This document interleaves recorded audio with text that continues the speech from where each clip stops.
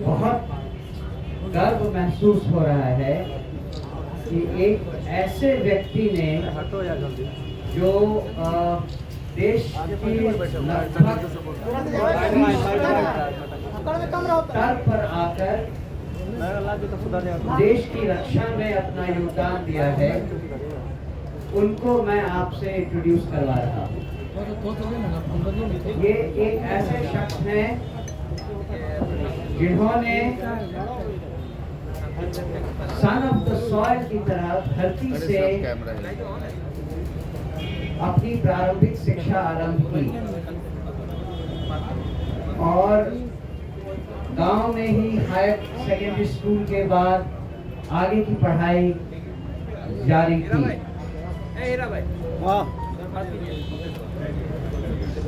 मुझे उनका धन्यवाद करना चाहिए जन स्वराज पार्टी की तरफ से कि आज lieutenant general S. Singh, Shri Krishna Singh आज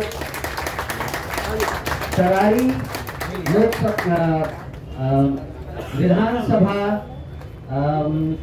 कॉन्स्टिट्यूएंसी के लिए जन स्वराज पार्टी का उम्मीदवार बनने को तैयार हुए हैं। देश के लिए आर्म फोर्सेस से ज्यादा कमिटेड और कोई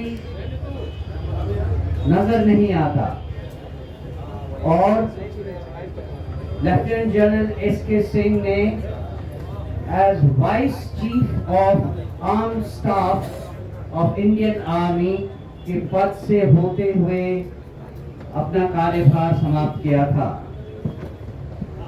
हमें इस बात से बेहद खुशी है कि उन्होंने तरारी कॉन्स्टिट्यूएंसी को रिप्रेजेंट करना स्वीकार किया है। मैं उनसे रिक्वेस्ट करूंगा कि वो दो शब्द अपने बारे में कहें। Lieutenant general S. सिंह।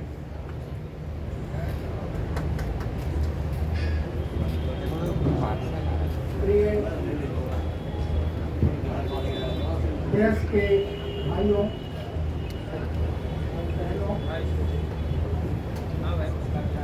कुछ दिन पहले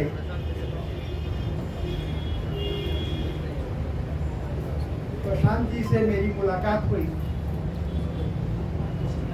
और जिस तरह से ये काम बिहार में कर रहे हैं, हर बिहारी उसको फॉलो कर रहा है और मैं भी बहुत ज़्यादा इम्प्रेस था उनसे। ये और उनकी टीम गांव-गांव जाकर पिछले 2.5-3 साल से मंथन कर रहे हैं और ऐसे कैंडिडेट्स के लिए खोज रहे हैं जो कि सचमुच में देश की सेवा करना चाहता हो, जिसकी छवि ठीक हो और उस तरह से, क्योंकि कैंडिडेट ही सब कुछ है, उसके साथ अपनी पार्टी में बनाकर बिहार के पॉलिटिक्स को अच्छा कर सकते हैं। ये जो उनका संकल्प और साधना है, ये मेरे को बहुत अच्छा लगा और दिल को भा गया और दिल से मैं उनके हर प्रोग्राम को फॉलो करता था, देखता था। लेकिन देखिए, ये भाग्य की बस होता है कि तरारी विधानसभा की सीट खाली हुई, उसी में मेरा गांव है और मेरी बहुत जो है यादें उसके साथ लगी हुई हैं। मैं गांव के साथ लगा रहूँ हमेशा। आप हमारे गांव से पूछिएगा। शुरू में मेरी परवरिश एक साधारण परिवार में, किसान के परिवार में, मेरे पिताजी किसान, वहाँ पर मैंने प्राइमरी स्कूल किया और हाई स्कूल त्रिपुरा में गए जहाँ मेरे चाचा जी टीचर थे। वहाँ से मेरा सिलेक्शन हो गया राष्ट्रीय इंडियन मिलिट्री कॉलेज देहरादून के लिए यहाँ से एक ही सीट होता था। हम तो ट्रेन वगैरह कहीं नहीं बैठे थे, सीधे पूरा से पहुँच के देहरादून। माइक पास कर ले सर। उसके बाद में फौज का कैरियर चलता रहा।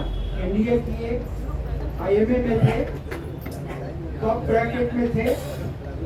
तो मेरे से पूछा गया कि आप क्या ज्वाइन करना चाहते हैं। उस समय मैं बहुत प्रभावित था फील्ड मार्शल मानेकशॉ से। तो मैंने फील्ड मार्शल मानेकशॉ की रेजिमेंट 8 कोठा रेजिमेंट ज्वाइन किया और as a second lieutenant Delhi में जब मैं पोस्ट हुआ तो उनसे मिलने का मौका मिला। वो मेरे आइडियल बने रहे। और आगे की कहानी कहने से पहले मैं बता देता चाहता कि जब वो 2008 में उनका देहांत हुआ तो मैं उनके साथ संचार में, और वो हमारे रेजिमेंट के पहले कर्नल ऑफ द रेजिमेंट होते हैं, कर्नल सादर दिगर, और मैं 8वां कर्नल ऑफ द रेजिमेंट था।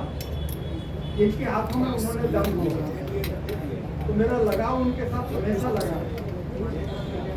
फिर उसी बटालियन को मैंने कमांड किया।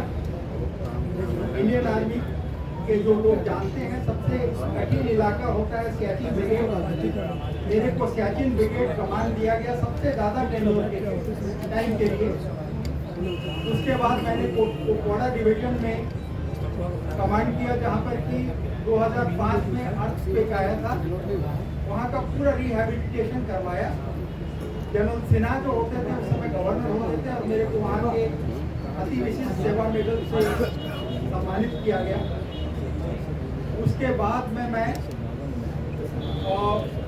उसी रैंक में पूना गया सदर्न कमांड में, जहाँ पर कि मिलिट्री वर्ल्ड गेम्स किया जा रहा था पहली बार। उसका पूरा संचालन मेरे हाथों में था और बहुत अच्छा प्रेज हुआ। उसके बाद में मैंने देखा जो कि हमारे इंडियन आर्मी का सबसे कठिन और सबसे बड़ा कोर है, उसका कमांड लिया है। उस समय चाइनीज का जो इंटर कोर रहा था उसके लिए पूरा आर्मर्ड रेजिमेंट्स और टैंक्स उस समय मेरे को मैं अपना श्रेय ले सकता हूँ कि मैंने उनको इलेक्ट कराया। वहीं पर वो जो बॉर्डर के जो बना हुआ डिफेंसेस और इंफ्रास्ट्रक्चर बन रहे हैं तो उस समय स्टार्ट किया गया, जबकि अब बहुत अच्छे क्वालिटी के हो गए। उसके बाद मैं आर्मी कमांडर बनकर के जयपुर में गया। जयपुर में 1 साल काटने के बाद में मेरे को दिल्ली में वाइस चीफ के तौर पर चुना गया। वाइस चीफ के तौर पर जब मैं था तो उस समय उत्तराखंड का जो त्रासदी हुई थी उसका पूरा ऑपरेशनल कंट्रोल मैं ऑफिसर से किया। और उसके बाद जब मैं रिटायर किया 2013 के अंत में, एक दिन भी गैप नहीं था मेरे लिए। 4 साल के लिए मेरे को आर्म फोर्सेस ट्रिब्यूनल में एडमिनिस्ट्रेटिव मेंबर के तौर पर वहाँ पर नियुक्ति किया। अब जब मेरा पूरा 41 साल फौज की नौकरी, 4 साल जज की नौकरी, ये सब पूरा होने के बाद जब मैंने पीछे देखा तो मैंने कहा कि अपना मैंने फर्स्ट इनिंग्स जितना हो सकता था देश की सेवा में लगा। अब सेकेंड इनिंग्स में मेरे को अपने गांव की तरफ जाना है। तो मेरा जब प्रशांत जी ने ये प्रपोजल दिया तो मेरे को लगा कि अब मैं इसी के लिए देख रहा हूँ कि जो बचा खुचा समय है वो वापस अपने समाज को देने में बिताऊं। तो जब मैंने अपने गांव से पूछा तो गांव में बहुत उत्साहित हुए लोग, सब लेडीज वगैरह पूरा घर भर गए। सबका यही था कि बबुआ पूजा हमने के लाइफ अच्छा करो। ये जो है ये दिल को छूने वाली बात है।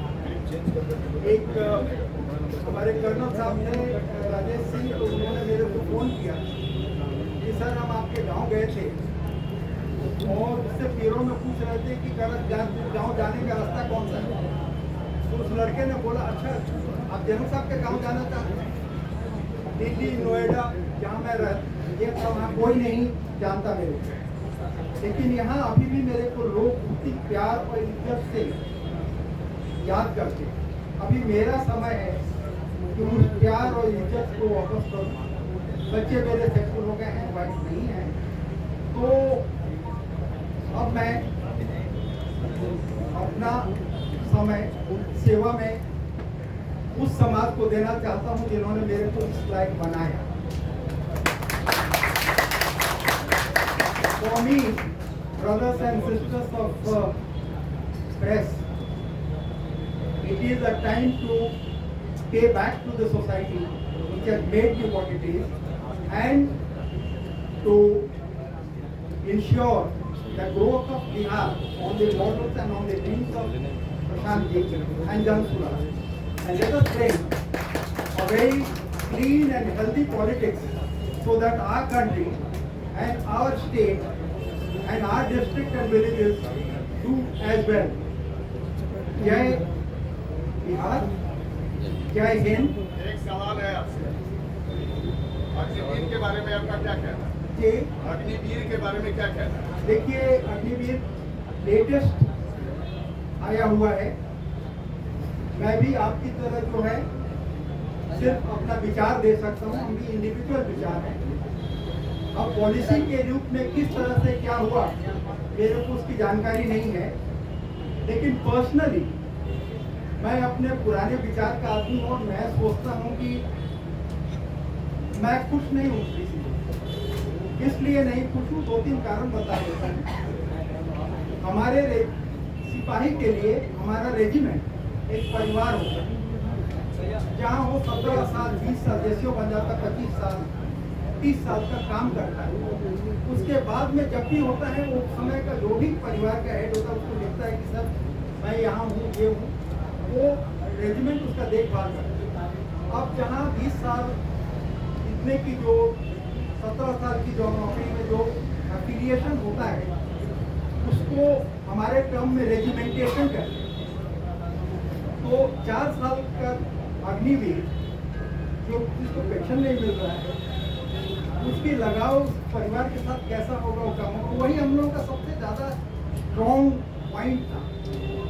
गलवान की लड़ाई में चाइनीज जो हैं जिसका मॉडल हम फॉलो कर रहे हैं वो टूर ऑफ ड्यूटी का मॉडल फॉलो करते जो कि हम आपको ये करते हैं।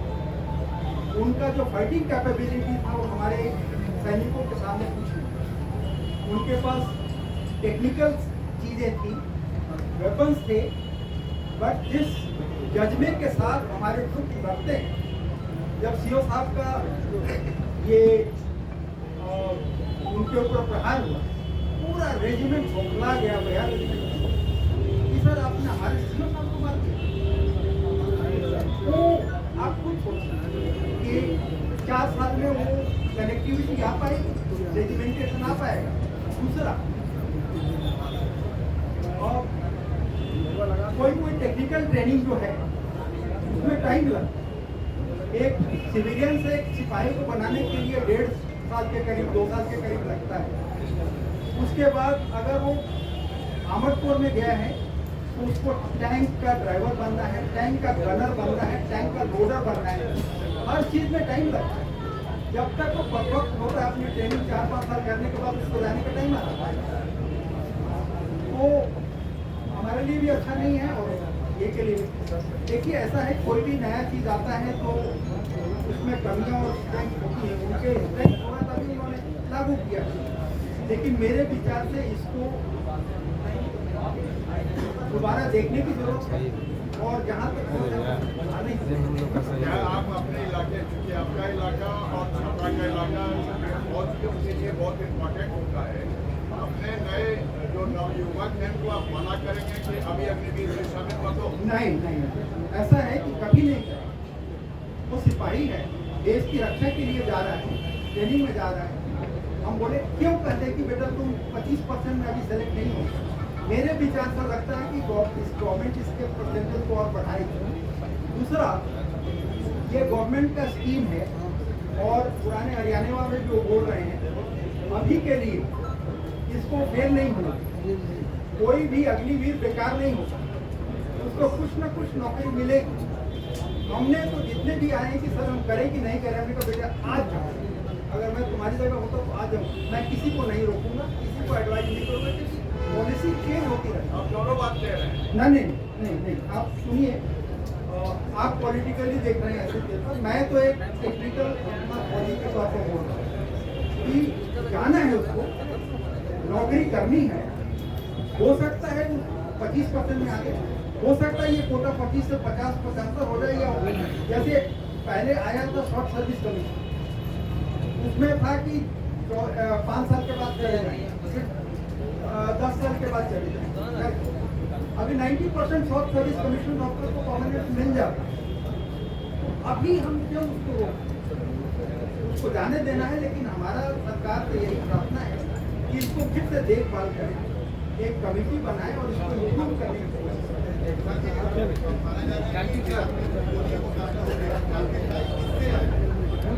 सबसे पहले तो आप सभी मित्रों का धन्यवाद, आपको इतनी गर्मी में इतनी बड़ी संख्या में आए हैं। मैं लेफ्टिनेंट जनरल एस के सिंह का, माननीय अध्यक्ष भारती जी का और सभी साथियों का यहाँ अपनी ओर से भी अभिनंदन कर रहा हूँ। और आपको बस इतना ही कहूँगा कि जो बात जन स्वराज में हमने बिहार के गांव-गांव की जनता को मैंने आश्वस्त किया है, ये उसका आज पहला उदाहरण आपके सामने पेश कर रहे हैं। जो मैंने ये बात बताई है, इसी बिहार की मिट्टी से, इसी बिहार के गांव-गांव को मत के ऐसे लोगों को चुनकर निकालेंगे जो हर व्यक्ति प्रशांत किशोर से ज्यादा काबिल हो, प्रशांत किशोर से ज्यादा बेहतर हो। इसी मिट्टी से, उसी करत गांव से, तरारी से, आप सब यहाँ पत्रकार बंधु हैं, तरारी की पहचान क्या है? बालू माफिया, भूमि माफिया, वो जातीय हिंसा का केंद्र रहा है। उसी तरारी के गांव से, करत से निकले हुए हमारे इसके सिंह साहब भी हैं, वो भी बिहार के लाल हैं। और ये जन स्वराज की पहचान है और ये बिहार की पहचान बने, ये उसका अभियान। और हमने पिछले प्रेस वार्ता में आपको कहा था कि जब भी कोई निर्णय हम लोग लें तो आप लोग उसका पूरा स्क्रूटनी कीजिए कि जो प्रशांत किशोर ने, जन स्वराज के साथियों ने कहा, उस पर वो कायम है कि नहीं है। और मैं आप सबको चुनौती भी दे रहा हूं कि आप जनरल एस के सिंह से बड़ा और बढ़िया बिहार का बेटा, तरारी का बेटा ढूंढ कर दिखाइए। हम बिल्कुल मानने के लिए आप अपनी गलती मान लेंगे। इस उम्र में भोजपुर की पहचान क्या है? लोग कहते हैं बाबू कुंवर सिंह 81 साल के उम्र में अंग्रेजों से लड़े थे। इस उम्र में लेफ्टिनेंट जनरल जो vice chief of army staff है, आपकी जानकारी के लिए बता दूं, बिहार से सिर्फ 2 ही लोग आज तक vice chief of army staff बने। एक एस के सिन्हा साहब थे और एक दूसरे लेफ्टिनेंट जनरल एस के सिंह साहब। ये साधारण अचीवमेंट नहीं है बिहार के बच्चे के लिए।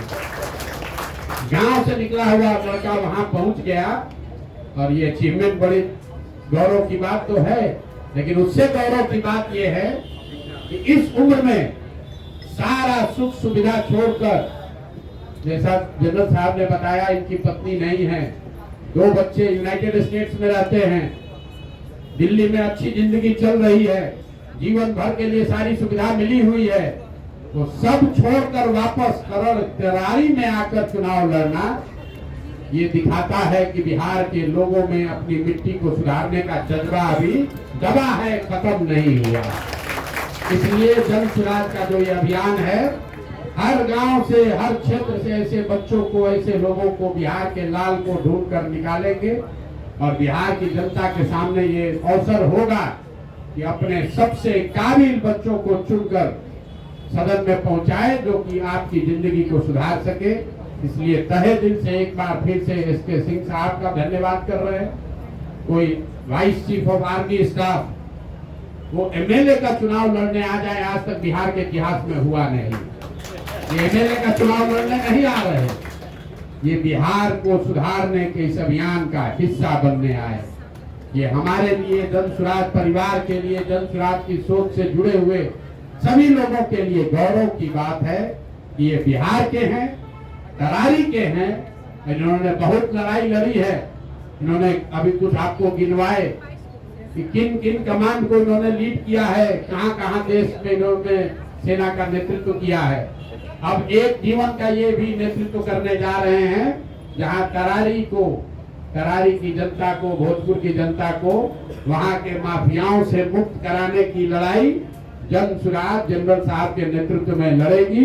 ये आगे आगे जनरल के तौर पर चलेंगे, हम लोग सब इनके साथ अपनी पूरी ताकत से लगेंगे। मैं यहाँ तरारी से आए हुए कुछ हमारे साथीगण हैं, जिला परिषद साहब हैं, मुखिया जी हैं, ये सारे लोग जिनके सहमति से इनका चुनाव हुआ है, मैं चाहूंगा इनका भी मैं धन्यवाद करूंगा। ये सारे लोग ही मिलकर वहाँ की जनता के आशीर्वाद से इनको जिता कर लाएंगे। प्रशांत किशोर और हम लोग की जो टीम है वो तो लगेगी ही, और आप लोग ये दबाव बनाकर रखिए हम पर। हर उम्मीदवार जब घोषित हो तो ये दबाव बनाकर रखिए, 243 में एक भी उम्मीदवार गलत हो तो मेरा गर्दन पकड़िएगा। बहुत बहुत धन्यवाद जी। अब आप बताइए कि जिसने जीवन में प्रमाणिक, जिसका जीवन खरा सोना है, तपा तपाया खरा सोना, उसको चुने, ताकि नया नया अभी जो रोड बन रहा है सामने देख के। आप खरा सोना चाहते हैं जो तपा तपाया है, जीवन के हर परिस्थिति में युवाओं को मौका नहीं मिलेगा। आप काहे चिंता कर रहे हैं? आप युवाओं की चिंता में आप काहे घबराए जा रहे हैं? हमसे युवा कौन है यार? हम आपको युवा दिख रहे हैं कि बुजुर्ग? हम बीच में है ना। अभी कई को सीट अनाउंस हुआ, पहला सीट है, कई को बाकी है। क्या है रोड बोर्ड अभी बताते हैं आपको सामने सर। 242 सीट बाकी है। आप लोग को घबराहट बहुत है। 2020 कवर करते करते आप लोग को आदत हो गया। अभी जितने उपचुनाव में जितने कैंडिडेट खड़े होंगे उसमें जनरल एसके सिंह से बड़ा प्रोफाइल का, बढ़िया प्रोफाइल का कोई दिखे तो हमको जरूर बताइएगा। तो दूसरे दल का भी होगा तो उसको समर्थन हम करेंगे। चारों सीट पे आपके उम्मीदवार खड़े होंगे? बिल्कुल, चारों के चारों होंगे। आज पहली बानगी शुरुआत की है सर, सामने देखिए, और आगे 3 की घोषणा भी अगले 2-3 दिन में करेंगे। उसमें समीकरण का ख्याल रखा जाएगा सारा। अरे भाई, समीकरण एक ही है, बिहार को सुधारने का समीकरण। गठबंधन एक ही है, बिहार की जनता के साथ गठबंधन। संकल्प एक ही है कि बिहार का हर वो व्यक्ति जिसके मन में बिहार को सुधारने का जज्बा है, जिसमें काबिलियत है, हुनर है, उस आदमी को लाकर वापस जन स्वराज की व्यवस्था से जोड़कर बिहार को सुधारने का संकल्प है। उसको एक कदम भी आगे पीछे नहीं होने देंगे। एक सीट पर 5 लोगों को हम नामित और जनता चुनेगी। बिल्कुल, नामित आपको थोड़े ना बताएंगे। जो नामित लोग हैं कि बगल में बैठे हुए एक नामित वो थे, उनके बगल में एक बैठे हुए नामित वो थे, और सब 5 ने मिलकर एक नाम पर सहमति की है। आपको घोषित कर रहे हैं एक संभावित उम्मीदवार में, वहाँ के जिला परिषद 2 बार आपकी पत्नी जीती हुई है, आप अपना परिचय दे दीजिए। ऐसा नहीं है कि कोई एक कमरे में बैठ के तय हुआ। वहाँ पर जो 5 लोग नामित थे, उन 5 साथियों ने बैठ के कहा कि नहीं, हम में से जनरल जनता नहीं है, तो पत्रकार चुनेगा तो जनता है, तरारी की जनता चुनेगा तो गलत है। हमने कहा है कि हर सीट पर 5 संभावित उम्मीदवार चुने जाएंगे, और उसमें से एक सबसे काबिल व्यक्ति, वो 5 और जन स्वराज परिवार से जुड़ा हुआ हर व्यक्ति चुनकर बताएगा। तो हम सिर्फ उम्मीदवार नहीं बैठा रहे, इनके साथ जो संभावित उम्मीदवार थे उनको भी बगल में बैठाया। अब आप पहचान नहीं रहे या पहचानने का प्रयास क्यों कर रहे? बिल्कुल ये कर रहे हैं। मैं घनश्याम रवि का नाम हुआ, और तरारी से मेरा जब से जन्म हुआ है तब से मेरा लगाव रहा है। मेरी जन्मभूमि तरारी के चित्र रहा है। मेरी पत्नी शहार करारी विधानसभा में सहार के 12 पंचायत, करारी के 19 पंचायत, पीरो नगर परिषद और पीरो के 7 पंचायत शामिल हैं। इन्हीं सब क्षेत्रों का हमने एक बार करारी से भी और 2 बार मेरी पत्नी जिला पार्षद के रूप में सहार से चयनित हुई। और इनका नारा है बदलो बिहार, मेरा उस वक्त का नारा था बदलो सहार, और हमने बदला सहार को। और इस सहार से बालू बलि, बाहु बलि, धन बलि, ये तमाम बलियों का समीकरण अपने हिसाब से जिस तरीके से ये रणनीतिकार है बिहार के लिए, हमने भी सहार के लिए वो रणनीतिकार बन करके अपनी पत्नी को 2 बार जिला पार्षद बनाया। और आज जब हम सारे लोगों का एक मानसिकता बने कि हम लोग करारी से किनको लड़ाएं, तो मैं आपको बता दो खुल करके ये प्रशांत जी का चयनित चेहरा नहीं है, ये हम लोगों का चयनित चेहरा है, ये हम लोगों का चयनित चेहरा है।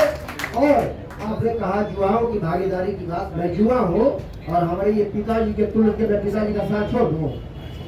यदि मेरे पिताजी लड़ना चाह रहे हैं और हमको इच्छा कि मेरे पिताजी थल सेना में जा करके देश की सुरक्षा के लिए अपना समय गंवाया है, तो आज करारी के धरती पर आकर के गरीबों की सेवा, गांव की सेवा और हमारे समाज की सेवा करना चाहते हैं, तो ये बेटा का धर्म बनता है कि अपने पिता का स्थान लेकर के करारी को बदला जाए।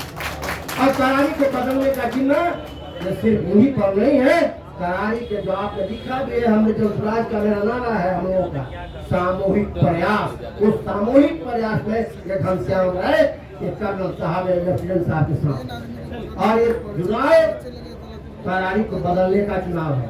करारी में जिस तरीके से माले का एक तरफ देखिए, मैं वहाँ से बहुत दिनों से मैं राजनीति से जुड़ा हूँ, 2 पोल पर राजनीति होती रही है। एक नेता आया मंच पर से कहा कि मुझे चुनाव जिता दे, मैं माले को बंगाल की खाड़ी में फेंक दूंगा, तो फॉरवर्ड कमेटी को लगा कि मेरा इससे बड़ा कोई नेता नहीं है। दूसरा नेता आया, उसने कहा कि मैं रणवीर को उठा के बंगाल की खाड़ी में फेंक दूंगा, तो बैकवर्ड कमेटी को लगा कि इससे बड़ा नेता मेरा कोई नहीं है। जबकि स्वास्थ्य की चर्चा कभी नहीं हुई, शिक्षा की चर्चा कभी नहीं हुई है, और करारी के विकास की चर्चा कभी नहीं हुई। करारी में वैसे लोग आकर के प्रतिनिधित्व करने लगे जिनका बाहुबली का नाम पड़ता है, जिनका धनबली का नाम पड़ता है। जो बाहुबली है लोग, वो प्रत्यक्ष हो या परोक्ष हो, ऐसे लोगों को।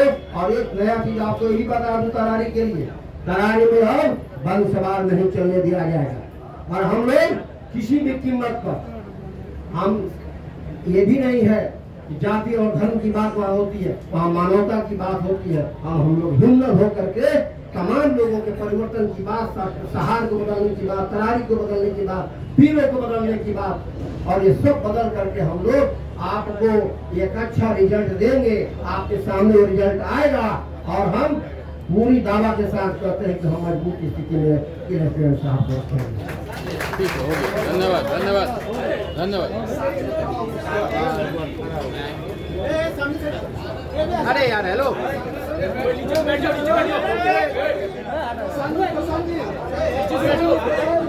कहा रंजीत बोले कि डिस्टर्ब नहीं करेंगे। बैठ जाए यार, हेलो एक बार और सर, एक बार और सर।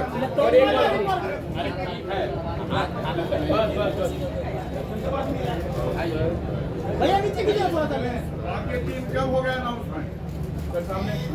अरे धीरे धीरे इतने कीजिए ना तो पचे, एक की बात ज्यादा दे देंगे तो पचेगा नहीं ना।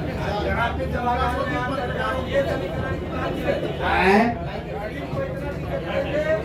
तो चारों घोषित तो होने दो भैया, समीकरण कौन बनाओगे तो चारों घोषित होगा। जी जी, किसके लिए क्या सवाल उठा रहे हैं?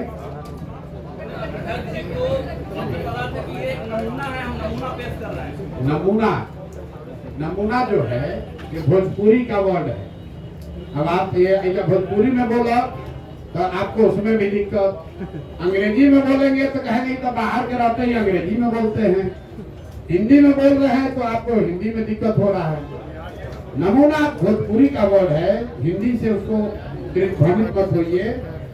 ऐसे व्यक्ति हैं जो चुनकर निकाले गए हैं और मन से हमने कहा ये नेतरहाट में पढ़े, हम नेतरहाट पढ़ना चाहते थे, नेतरहाट नहीं जा पाए, इतना हमारी विद्वता नहीं थी।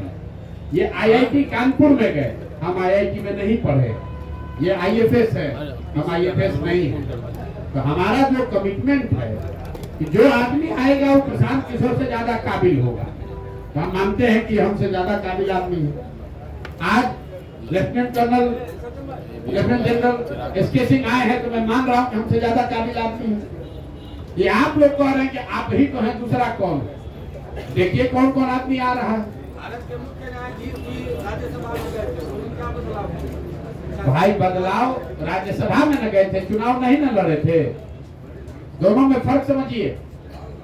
बिहार का एक बेटा ये चाहते तो ये राज्यसभा जा सकते हैं, प्रशांत किशोर राज्यसभा जा सकते हैं, आपको मालूम है।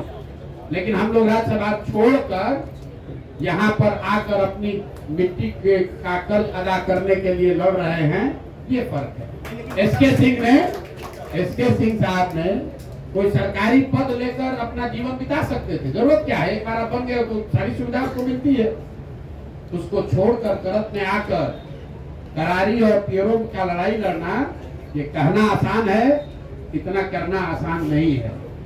आप मुझे बताइए कि बिहार के स्वतंत्र भारत, बिहार के इतिहास में कौन आज तक कोई आर्मी जनरल जो वाइस चीफ रहा हो वो कहीं विधानसभा के चुनाव में आकर चुनाव लड़ा हो? आप हमको बताइए। कोई लोकसभा लड़ा हो बताइए। मनोनीत पद लेना एक बात है और आकर जनता के लिए संघर्ष करना, उसके बीच में खड़ा होना अलग बात है। इसलिए इनका सम्मान है। और आप लोग से अनुरोध करेंगे, सुनिए, हम 2-2.5 बरस जब हम गांव चले हैं, ये जो आप लोगों ने परिपाटी बना ली है, कोई अच्छा आदमी खड़ा होता है तो आप लोग कहते हैं बिहार में ना चलेंगे। तो मेरे भाई आप ध्यान रखिए, एक अच्छे आदमी का आप मनोबल जब तोड़ते हैं, 100 अच्छा आदमी जो आकर कल बिहार सुधार सकता है उसका मनोबल टूटता है। तो ये आपकी भी जिम्मेवारी है, पत्रकारिता कीजिए, सवाल पूछिए, लेकिन आप भी बिहार के हैं। अगर कोई आदमी अपना सब कुछ छोड़कर, प्रशांत किशोर की बात छोड़िए, अगर सब कुछ छोड़कर 70 साल की उम्र में यहाँ कर तरारी सुधारने का कोई प्रयास कर रहे हैं तो जज्बे को सलाम कीजिए। आपका भी बिहार है और आपके बच्चों को भी बिहार में ही रहना है। नहीं, लेकिन बिहार में स्थापित काटनों के तिलिस्म को कैसे तोड़ेंगे? अभी तो आप टूट रहा है कि नहीं टूट रहा है, तो इतना पुलिस में इतना कैमरा दिख क्यों रहा? चुनाव के नतीजे तय करेंगे ना कि आपने तोड़ा या नहीं। तो बिल्कुल, तो भाई 23 तारीख तक इंतजार कर लो भाई, काहे घबरा रहे हो? हमने आपको कहा है कि 25 तक आपको बहुत व्याकुलता है, 25 में क्या होगा, 25 में क्या होगा, तो चलो 24 में सेटल कर लेते हैं। 23 नवंबर को पता चल जाएगा कि किसका वोट कटा, किसका बटा, कौन आगे गया, कौन पीछे हुआ। 23 को हम फिर यही रहेंगे। आप हमको घेर लीजिएगा कि प्रशांत सर आपको नहीं बुलाया, देखिए आप हार गए। और सैंपल आप फिर कह रहे हैं, फिर कहेंगे तो कहेंगे नमूना कह रहे हैं। आप देखिए सैंपल, लोग कहेगा कि लेफ्टिनेंट जनरल को सैंपल कह दिया। ये जन सुराज का एक व्यक्ति दिखा रहा है कि आने वाले समय में जन सुराज से कैसे लोग चुनाव लड़ेंगे, ये उसकी तानगी। अरे मुख्य चुनौती बस आपकी हमारी मानसिकता है कि बिहार नहीं सुधर सकता है, इसको चुनौती मानते हैं।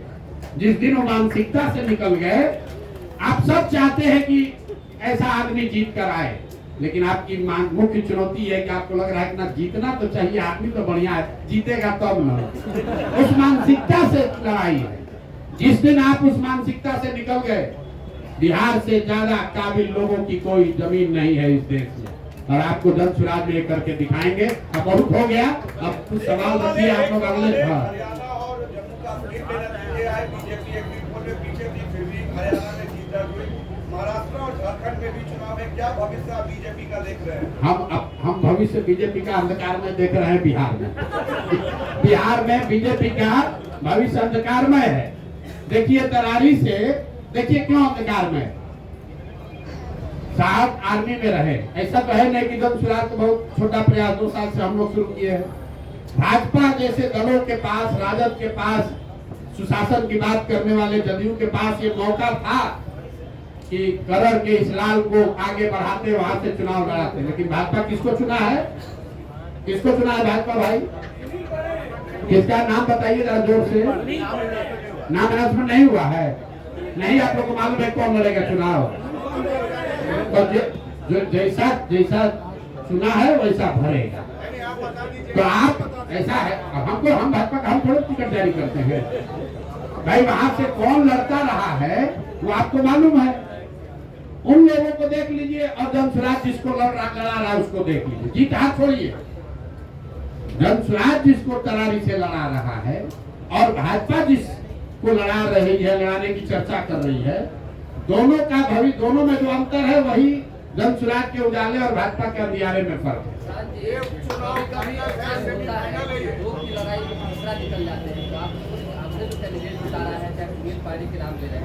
हम नाम लिए किसी का? आपको मालूम है तो कौन भाजपा से लड़ेगा? बोलिए जोर से, बोलिए कौन भाजपा से लड़ेगा? बोलिए जोर से जरा। हम लोग को नहीं मालूम है। अरे आप बताइए ना किसका नाम बताइए। नाम बताने काहे घबरा रहे हैं? अरे आप भैया किसको फायदा? मुझे बात करें, नाम बताओगे तो लोग बताएंगे किसको फायदा। हम कहाँ बोलवा रहे हैं भाई? भाजपा ने आप लोगों से के माध्यम से खबर हुआ कि भाजपा ने अभी उम्मीदवार घोषित नहीं किया है, लेकिन मैं जानता हूं कि इनकी कितनी कुव्वत है। ये जाति, धर्म और जातीय हिंसा, माफिया, चुनाव विनेबिलिटी के नाम पर गलत लोगों को टिकट देने से आगे बढ़ नहीं सकते हैं। वैसे ही किसी गलत आदमी को टिकट देंगे। हम लोग चुनाव हारे या जीते, गलत आदमी को टिकट नहीं देंगे।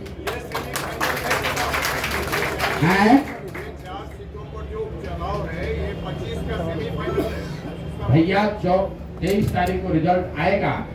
यही सेमीफाइनल है, यही फाइनल है। जो लोग हारे तो कहानी उनका गया। ठीक है सर। जी जी। बीजेपी आपको लड़वाना चाहती थी, आपने मना किया था? ऐसा बात नहीं है।